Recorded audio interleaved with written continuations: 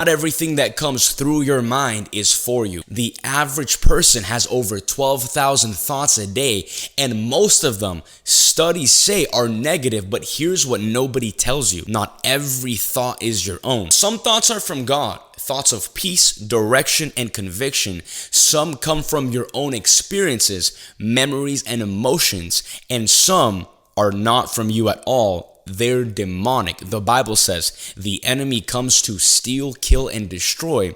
And one of the easiest ways he does that is through your imagination, through your thoughts. Thoughts that sound like your voice, but carry his venom. A demon doesn't always have to show up with horns and smoke. Sometimes he whispers things like, "You'll never change. You'll never be free.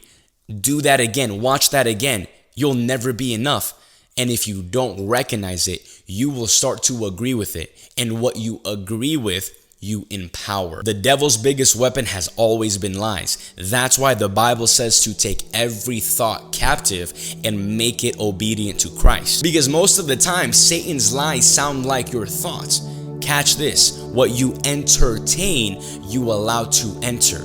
You're listening to music that glorifies sex, drugs, and killing people, and you're wondering why you're having all these unwanted thoughts. You're scrolling through TikTok, watching girls dance half naked, and wondering why you're struggling with lust. The Bible says, as a man thinks, so is he. What you feed grows, what you starve dies. See, birds can fly over your head, but it doesn't mean you have to let them build a nest in your hair. It's the same with thoughts. They might come, but you don't have to let them stay. The devil will use lies, and if you agree with them, he gains control over your mind.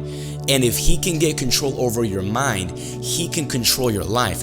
That's why the Bible commands us to take every single thought captive and make it obedient to Christ. And here's the truth: the enemy loses all power when you live a life submitted to God, because submission to God gives you the ability to resist the attacks of the enemy.